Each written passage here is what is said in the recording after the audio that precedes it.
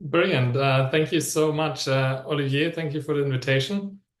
Yeah, as Olivier said, I'm on the job market this year, and this is my job market paper I'm presenting. It's called Equitable Auctions, and is work with my excellent co-authors, Patrick, Simon, Mathieu, and Bary.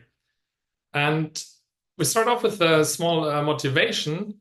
Why does equity matter? So policymakers care about equity for reasons of market stability and competition, maybe intrinsic fairness concerns, and long-term incentives for participation.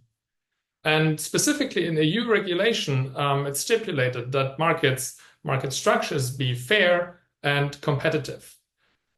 Even more specifically, the GSM Association stipulates in their best practice guide that spectrum markets be structured in a fair and competitive manner. And if we look at procurement auctions in the US Small Business Act, it is required that a certain percentage of government public contracts go, in fact, to small businesses. So there are concerns that these businesses be not be put as a disadvantage. And we will look at auctions in particular today. And the goal will be to achieve an equitable surplus division by design. So generally, auctions are held because we want to elicit values or costs, and we do this via prices. But these prices may actually imply a distribution of the total social welfare generated in the auction, and it is not clear what this may actually look like and what implications this might have.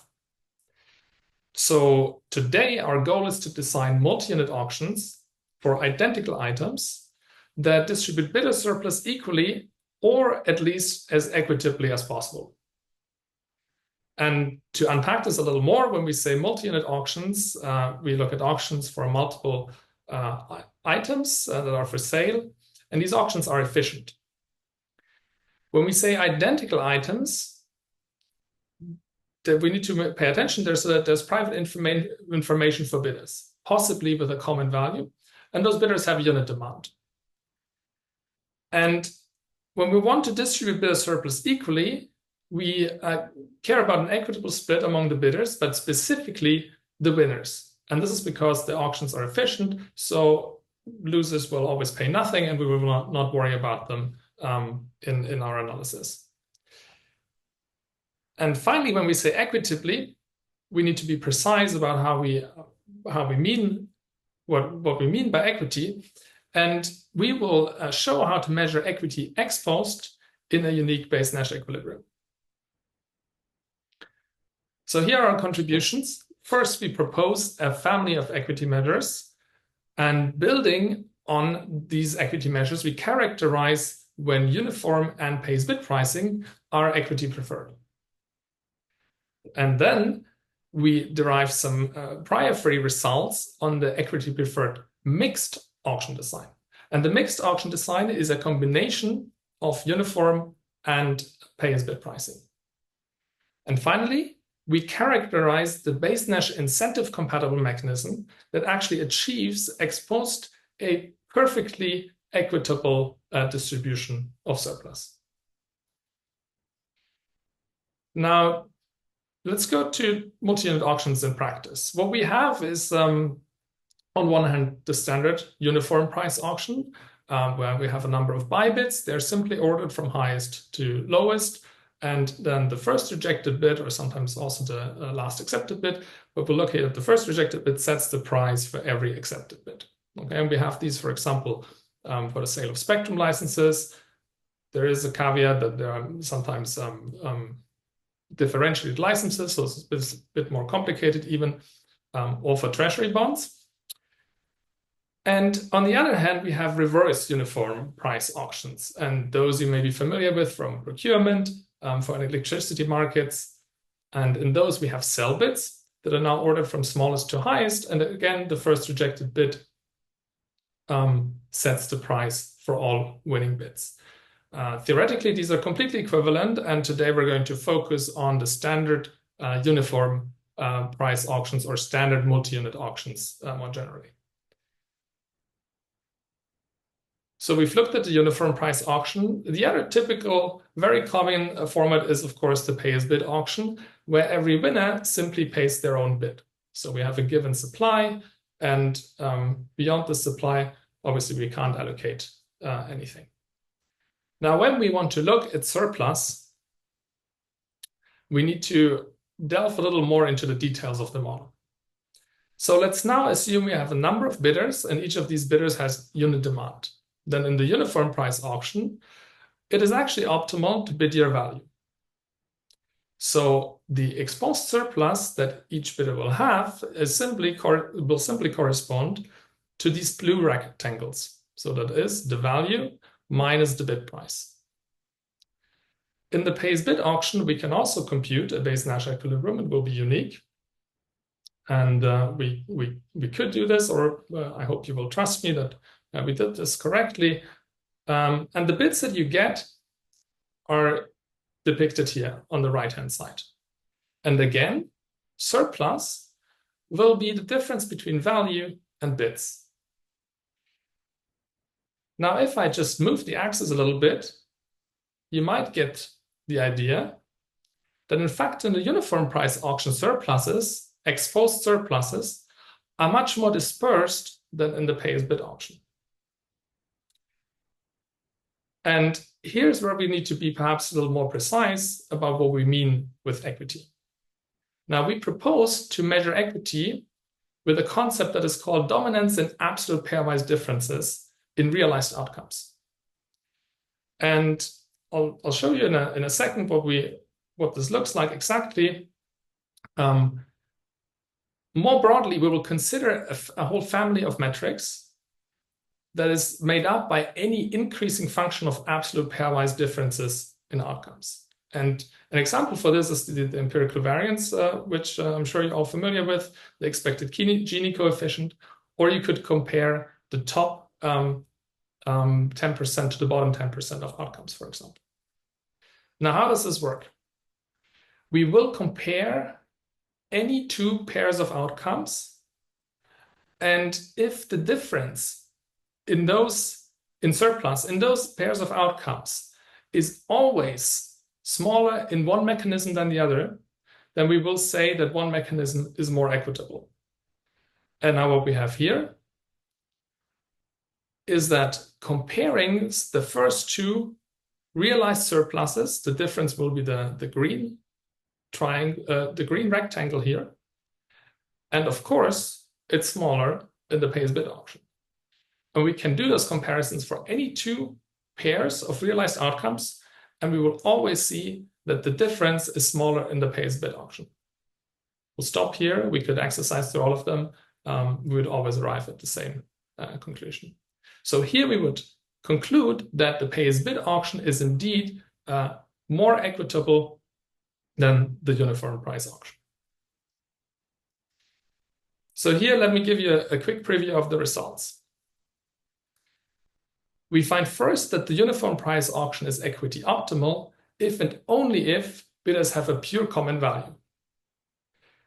We find that the pay-as-bid auction is equity preferred in the class of mixed auctions. So those are the combinations of uniform and pay-as-bid auctions, if bidders have pure private values.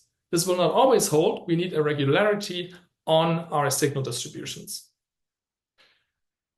With mixed values, so strict mixtures of pure private and pure common values, the importance of the private value will give a lower bound on the price discrimination that we need to do in equity preferred mixed auctions. And finally, we will characterize the surplus equitable mechanism that equalizes bidders' exposed surpluses, or utilities if you want, exposed, and we'll use a windfall subsidy mechanism to achieve that. Now, this is a good place to stop. Are there any questions? Happy to answer them. So I have two. One is just quick clarification, and I think I know the answer. You're assuming that every bidder wants a single item, right? Yes, that is right. Yeah, because otherwise you have demand reduction and everything becomes more complicated. Yes. Thanks. Um, then the second thing is more philosophical. Um, Equity is a loaded word. So equity is things it's a positive word, right? Inequity is a negative word. Equity is a positive word. And so your framing is, um, I, I don't know, a little troubling in that um, there's a lot of philosophies that don't dictate that what you want is equal division of surplus among bidders in an auction. Uh, so that's, philosophers would debate about equity, right? And, what is equitable? And in my experience and practice, uh, the uniform price auction is often thought of, finding competitive equilibrium prices is thought of as being highly equitable or fair. Fair, they might not use the word equitable, they use the word fair. Um, so I'm sort of pushing back a little bit on you're allowed to define equitable, and in fact, you have to, given your paper. But um, do you have? Can you give some more clarification or justification for your definition of equitable and how it might, why is it that people think competitive equilibrium prices are fair and um, and yet your result is saying no, actually, you should be doing pay as bid if you want if fairness. Yeah, that's an excellent question. Thanks, Peter. Um, so the tension here is really between what we want to be equal. Of course, competitive prices, especially the uniform price, is equal for everyone, and that can be perceived as fair if you adopt a sort of more ex ante view. Ex ante, and we'll see this in the model as well. Bidders are going to be symmetric. So you could say, well, you all come from a symmetric distribution. I'm perfectly fine with this sort of ex ante notion of equity, giving you a uniform price, competitive prices will be fine. What could happen is that one of these symmetric bidders has a bad shock and they have a terrible value realization. Now, exposed, they will go home with a much smaller surplus. And this is exactly our hook, where we say, well, this actually doesn't seem so fair. Yes, one notion of fairness or equity could be to say, well, one price for everyone is fair, and that's in fact envy free and great. But if we adopt if we care about exposed surpluses, it might actually not be.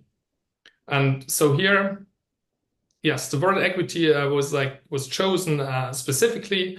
We could have also called it matter of equality. And in fact, in our symmetric setup, what will be equitable will be the mechanism that achieves perfectly equal surpluses exposed. But yeah, this is the sort of we don't want to take too much on a stance on the philosophy, but I think our point is that in many scenarios, it is important to care about ex post realization of surpluses. Yeah, the most of the auction literature is focused more on the tension between revenues and efficiency. And this comes into play too, because you've made assumptions that so that efficiency isn't hard to achieve. And so you're sort of setting that aside, but in practice, efficiency is very hard to achieve. In fact, it's unachievable in almost any circumstance in the real world. And we only approximate efficiency. And so then it's a very real trade-off. And there's efficiency advantages of uniform pricing with respect to pay as bid. Pay as bid can induce greater competition because you're having stronger incentives for weak participants to participate. But that's, you've established assumptions that are sort of putting a lot of the traditional debate under the carpet. Well, we're fixing them for the moment. Yes. So Yeah. we're fixing efficiency. We're fixing revenue equivalence as well. So we want to really, yeah, it's a first step at the equity topic if you want. In practice, trade-offs will be relevant. Of course, you will have to trade off efficiency against equity, and the debate on the trading off efficiency versus revenue is has been long underway. But yeah, we think it's reasonable to keep those fixed to even get an idea of what equity concerns might be addressed with. But it's a completely fair point. In practice, yeah, we will have to worry about both efficiency and equity.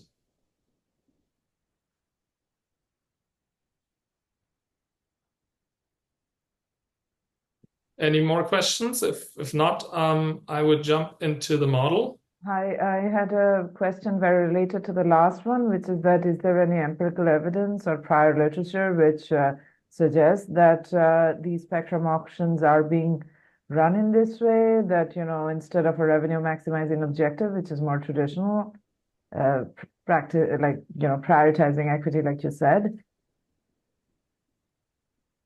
Sorry, I missed the question. No, I was saying, can you hear me? Yeah.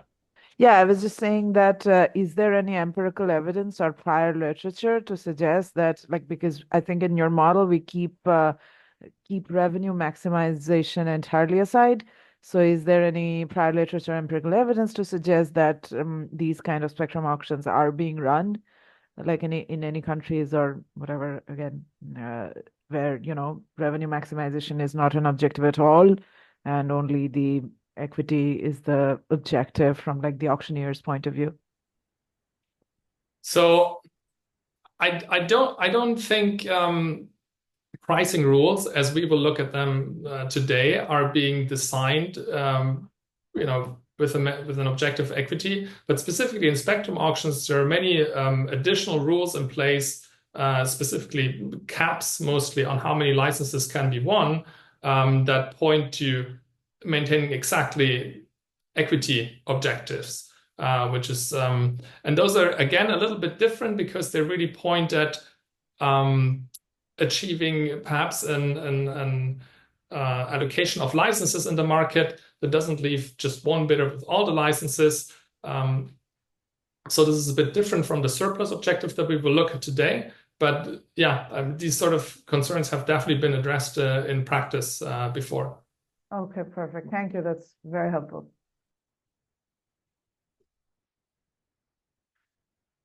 Great. Okay, maybe we'll go on into the model. Most of you will be very familiar with the sort of the basics of the model. So this is an auction market with n bidders, and at least two items are going to be for sale here. There are unit demand bidders with a private IID signal that is drawn from some distribution with the standard assumptions. And now the first key ingredient in our model is a private and common value structure. So specifically, the values of a bidder with who draws a signal Si is going to be a convex combination of their own private signal here and the average signal in the market. And C, the parameter C, the common value proportion, is going to be one of the things I'd like to ask you to keep in mind. So this will determine the weighting, again, between pure private value and pure common value. We assume quasi-linear utility, and just a bit of notation or jargon we saw. We'll consider an exposed utility profile in vector notation U, given signal realizations S. And here are the mechanisms that we consider. There's two classes of mechanisms, and the first one is more practical. Those are standard auctions with mixed pricing. And in the K-unit delta mixed auction, as we call it, each bidder pays the following. So this is again a convex combination of their own bid and B prime, which is the first rejected bid. And delta, again, between 0 and 1 is the extent of price discrimination. This is the second important feature in a model. So to be clear, delta equals 0 corresponds to the uniform price auction, whereas delta equals 1 corresponds to the pay as bid on. And we'll consider symmetric and monotonically increasing bidding strategies. Fairly standard, nothing too exciting going on here. The second class of mechanisms is very general. So those are all direct, truthful mechanisms that are going to be standard and winners pay. First, looking at these mixed auctions, we determine the unique Bayes-Nash equilibrium. So in the first rejected bid auction, we just need to look at the literature, and it will tell us the equilibrium bid, which is the expected value of your value, but conditioning such that you would just be tying with the first rejected bid. Okay, so this lovely variable yk of s minus I is going to denote the kth highest among your n-1 opponent signals.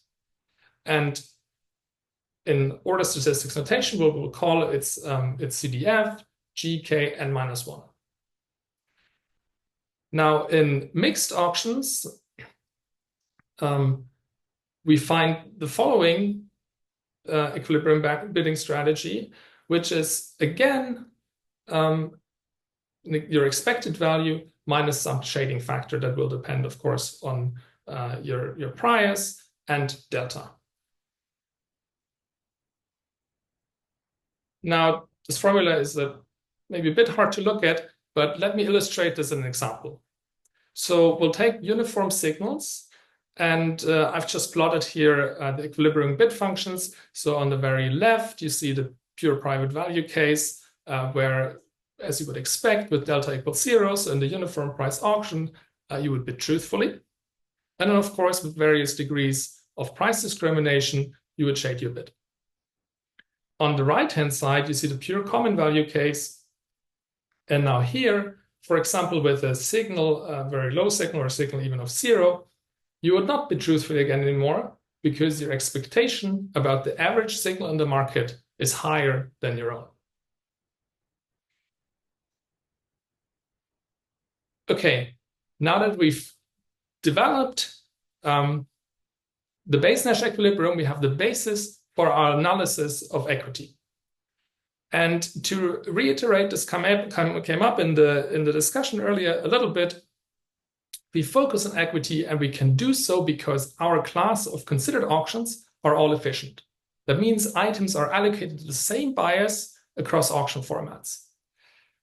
And indeed, these auctions are not only revenue equivalent, they're often even revenue maximizing. And this holds specifically when the marginal revenues are increasing and positive. So therefore, in this class of auctions, it is indeed costless in terms of potential trade-offs to optimize for equity. And let's start with an example. Then this is the winner's empirical variance. So this is an example for, I think, very intuitive example for an equity measure. And you're probably all familiar with the formula. You've also seen maybe perhaps the different formula where you have here the average utility, but we've chosen specifically this one because the winner's empirical variance is indeed constructed as an aggregation of differences in utilities. Okay, these are not absolute, these are squared, but that is pretty much the same thing.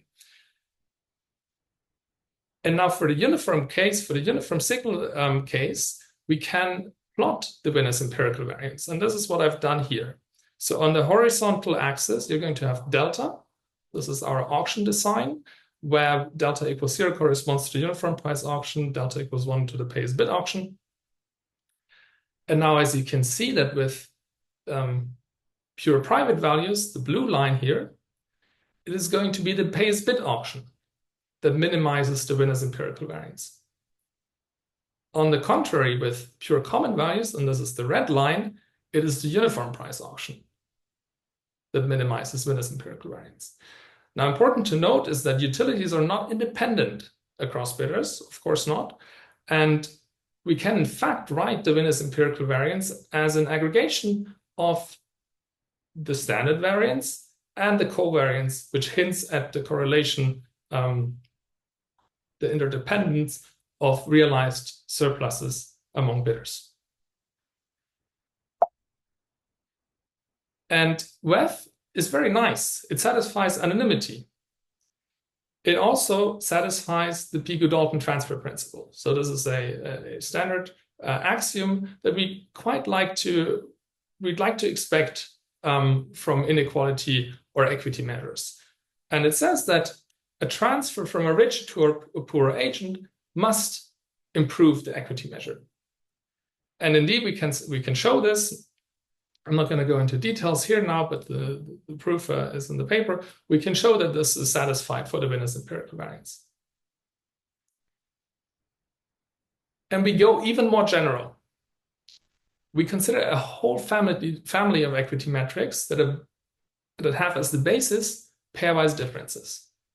And now here's the formal definition of pairwise differences. We say that an outcome dominates another outcome U prime in pairwise differences if for all, in this case, bidders or signal realizations, it holds that the absolute difference under outcome U is smaller than under outcome U prime, where one of these inequalities must be strict.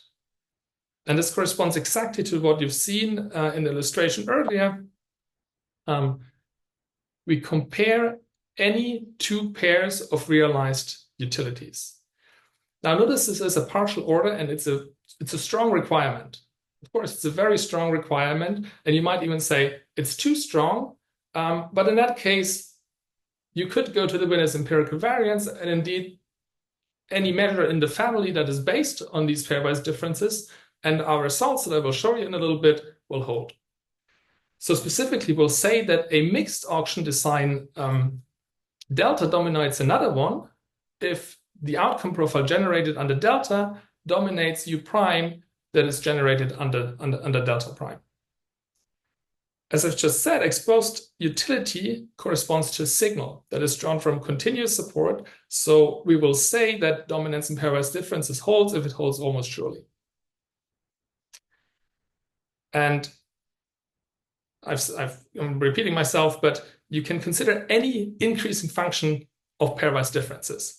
So this is a very, very strong measure for which we derive results on equity. Great. Maybe another short point for clarifying questions on equity measures. Hi, when you say the Pigou-Dalton principle and richer to poorer bidders, how are you defining richer and poorer? Is that by like valuation? In this case, no, we don't care about valuations. We care about ex post surpluses. So the richer agent will have a higher ex post surplus than the poorer agent. Thanks.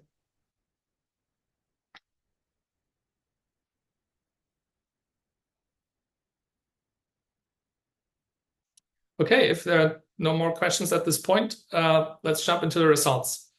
First, with pure common values, the uniform price auction is dominant in pairwise differences if and only if bidders' values are pure common.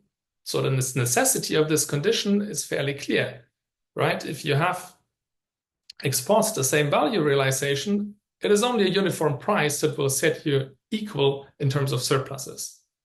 The sufficiency is a little bit more work where we have to argue monotonicity. So in this plot here, where we have the common value on the horizontal axis, ranging from 0 to 1, private to common, and our auction design delta on the vertical axis, we found this point. Okay, so this is the equitable mechanism for pure common values. Let's see what we can do with pure private values. And here we find that the pay-as-bid auction is dominant in pairwise differences if bidders' values are pure private. This is not in general true. We also need that signals are a log concave. Okay, so here we found a second point in our map. And the goal will be indeed to characterize the equity preferred mixed auction design on the entire map. And we'll see how far we get in this. So this result may specifically break down if bid functions are very steep. And by very steep, I mean a slope greater than 2. Now, of course, in a bid function, an equilibrium bid function cannot have a slope greater than 2 everywhere. But we can construct very steep bid functions that are steep for a sufficient mass of signals such that the winner's empirical variance that I've showed you earlier is indeed smaller under uniform pricing than pay-as-bid pricing. So regularity here is quite important. If we have some extreme signal distributions, the results in the pure private value case can invert. And now going further into the class of mixed auctions, we can do even more. Now, again, let's assume that signals are drawn from a log concave distribution.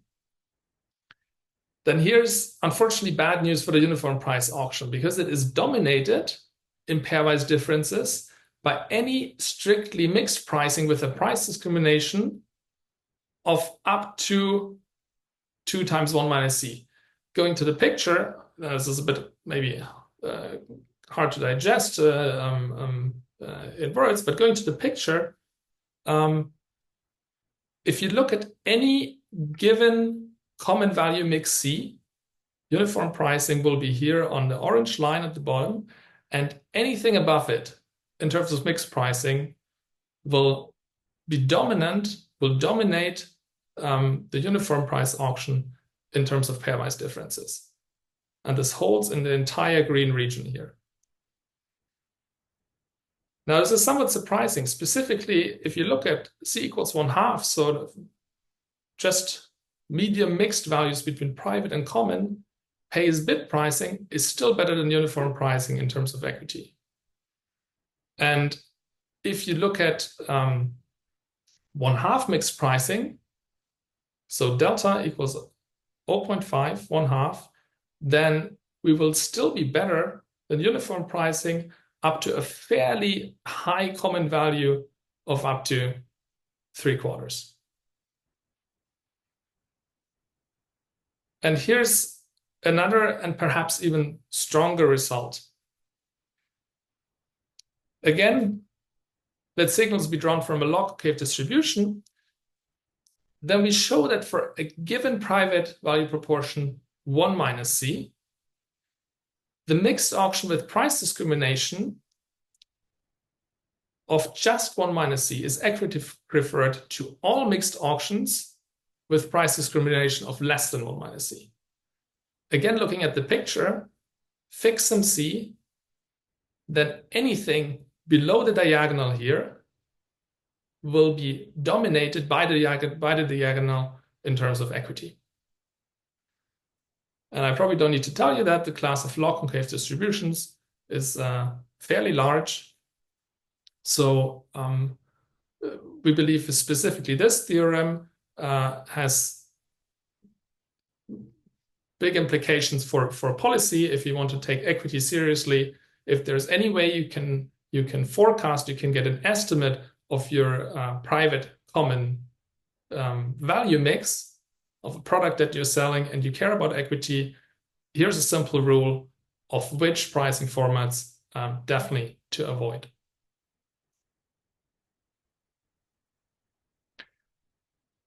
And now let me give you the intuition, and then perhaps, just checking for time, a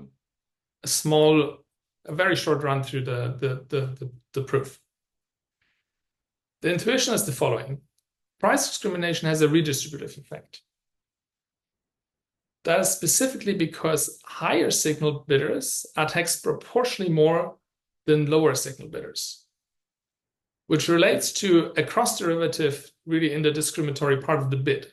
So the change in the discriminatory part of the bid in the extent of price discrimination is increasing in a bidder signal.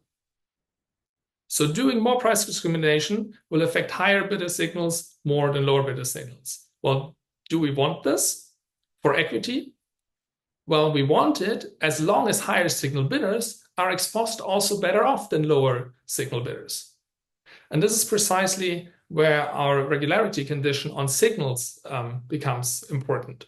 Because if this regularity condition, log concavity, doesn't hold, then the last condition, we might have some quite unintuitive effects where indeed ex post, a lower signal bidder goes home with a higher surplus than a higher signal bidder. Now, to be a bit more precise, we first define monotone ex post utility. So we say that the ex post utility of winners is monotonically increasing if for any two winning signals, the corresponding utilities follow the same ordering. And here's a very simple but powerful lemma that says that an equilibrium, Bayes-Nash equilibrium, satisfies monotone ex post utility if and only if, this is an equivalence, the bid function slopes are bounded by 1 minus c over delta. And to illustrate monotone ex post utility, we can compute this numerically. Here again for the uniform signal case, and we find that for all combinations here of C and delta, in this blue area here, monotone ex post utility holds. Now this is numerically, but what can we do theoretically?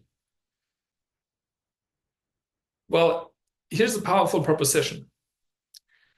We can show that for a given common value component, pairwise differences are monotonically increasing on the interval 0, delta, upper bar. So we're fixing this delta upper bar as well, if and only if this equilibrium satisfies monotone ex post utility.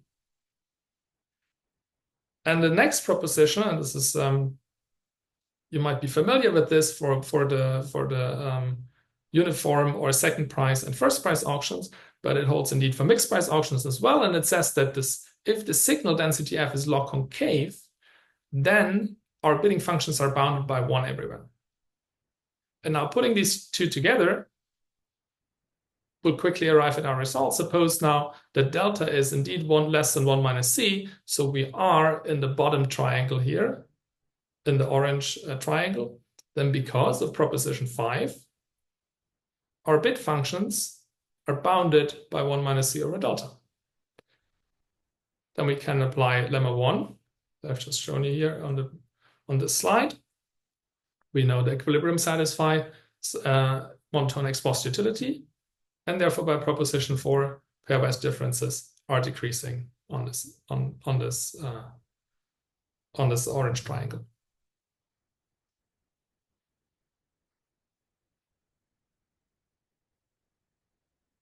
Now we're gonna, I think, maybe in the interest of time, we'll break after the next section. Now our second set of results follows, and this will be the surplus equitable mechanism. So here we're asking an even stronger question. Can we distribute surplus perfectly equitably, but is equally between winners ex post? And the answer is yes. What we're going to do here is we're going to ask each bidder to report the true private value and in a way hand it over to the seller. After that, every bidder will be at 0. Now the seller will look at all these values, determine the winners, and then set a uniform transfer. Now this sounds easy, but what about incentives? So we'll have to be a bit clever in how we actually design these transfers. And here is how we do it. Now, to make this a bit more digestible, let's use the following notation. So our first rejected signal, yk, will denote a small y with the corresponding CDF and PDF G and small g.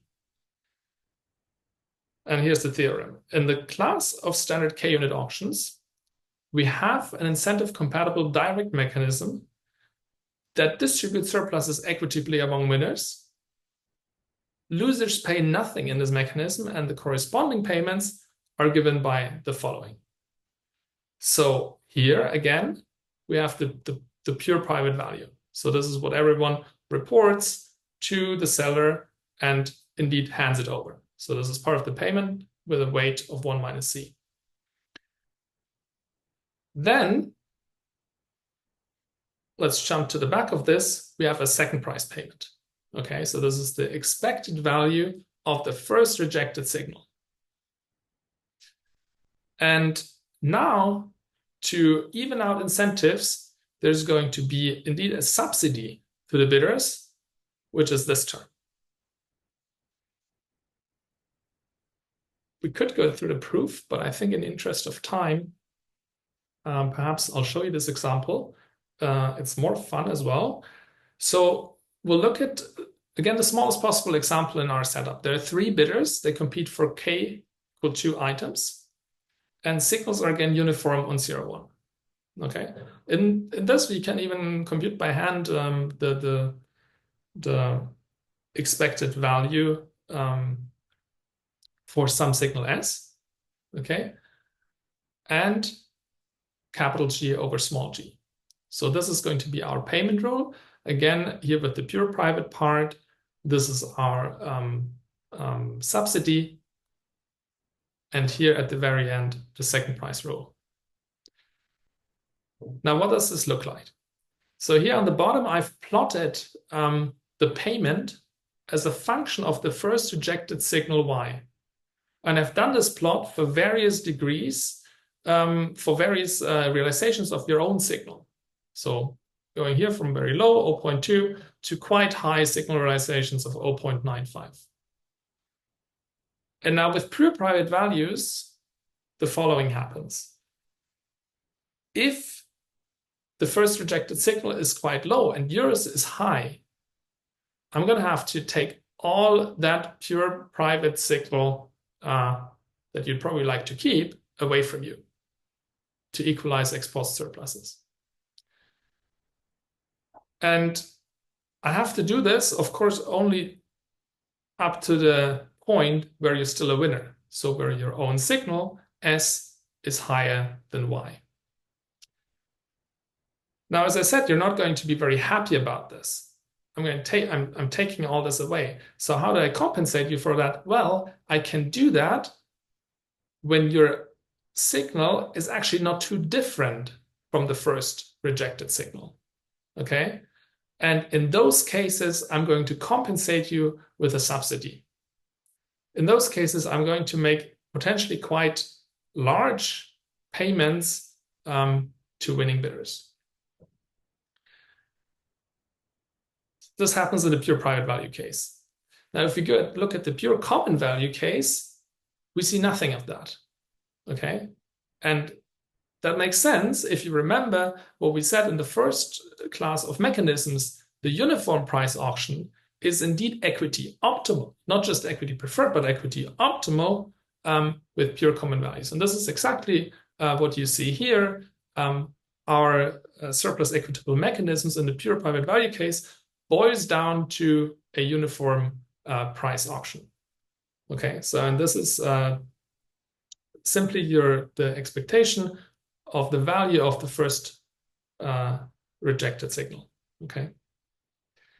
Now, in intermediate cases, we're going to have to mix between exactly those two incentives. And this is what I call countervailing incentives. We've already discussed the pure private value case and the pure common value case. Your no taxation is needed because ex post surpluses are equal. right? And so the uniform payment rule will work. But now what about mixed values? And here it's perhaps useful to look at this case with fairly high common value, but not fully common value. So payments will be increasing in the first rejected signal. Taxation is not as important. But if we have quite high signals, then those countervailing incentives between pure private and pure common values, they will turn. The taxation of the private signal hurts a bit with a high signal, especially. And so when I can, meaning when, again, the first rejected signal and the bidder's actual signal are close together, I'm going to have to pay a high subsidy. And this is exactly what you see here. So those subsidies will, for specific realizations, be quite high. But notice that in expectation, we're still in a revenue equivalent setup. So in expectation, the seller will be completely fine. They will get the same revenue as with any other mechanism. Okay. I think we have 10 minutes. Maybe we'll leave a few minutes for questions. I'll take you quickly through the literature. So the variance of bidder surplus was indeed already discussed by Vickery in his rather well-known article. But I want to stress that this is only the variance, not the empirical variance. Okay, so this does not make any statement about correlation of exposed surpluses. This is really about risk aversion. And Vickery was comparing uniform and pay-as-bid pricing, or second and first price rule, if you want.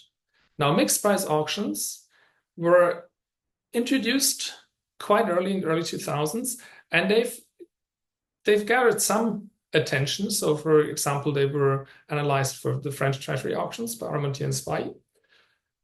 They were shown in that class of auctions, it was shown that more uniform pricing may increase collusion, and more discriminatory pricing, on the other hand, decreases multiplicity of equilibrium.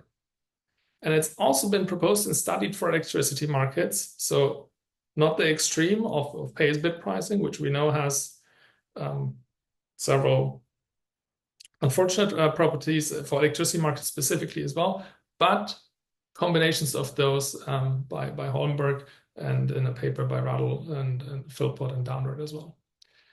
More generally, we connect to literature on redistribution of markets, equity-aware market design, with the famous papers by Akpopour and Warshak and Kominers.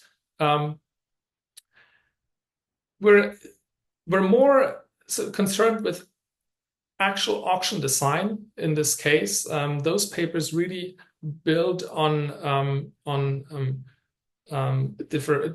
differential marginal values for money in a society, and develop results on much more the trade-offs between efficiency and equity. Whereas we look at actual practical auctions and design what should be an surplus equitable pricing rule. We also connect on the mechanism design side. So our surplus equity mechanism may remind you of the budget balance mechanism, AGV mechanism by Dasbon-Raveret, and the deterministic revenue mechanism by Loiseau and Futo. So this really hints at that with base Nash incentive compatibility, we have a lot of leeway in what we can achieve ex post. And here's a quick takeaway. We hope we have convinced you that we've initiated the study of surplus equity in auctions.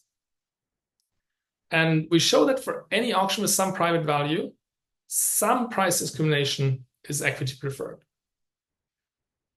Building on that, we derive simple and prior-free bounds on the equity for preferred pricing. Specifically, the private value proportion will give this lower bound on equity for pricing. And we show that even perfect surplus parity can be achieved in an incentive-compatible mechanism exposed. Now, what's left for the future, what we would be very excited about is some empirical work and, of course, the analysis of the much more complex multi-unit demand setting where indeed trade-offs of efficiency and equity and possibly revenue as well become relevant.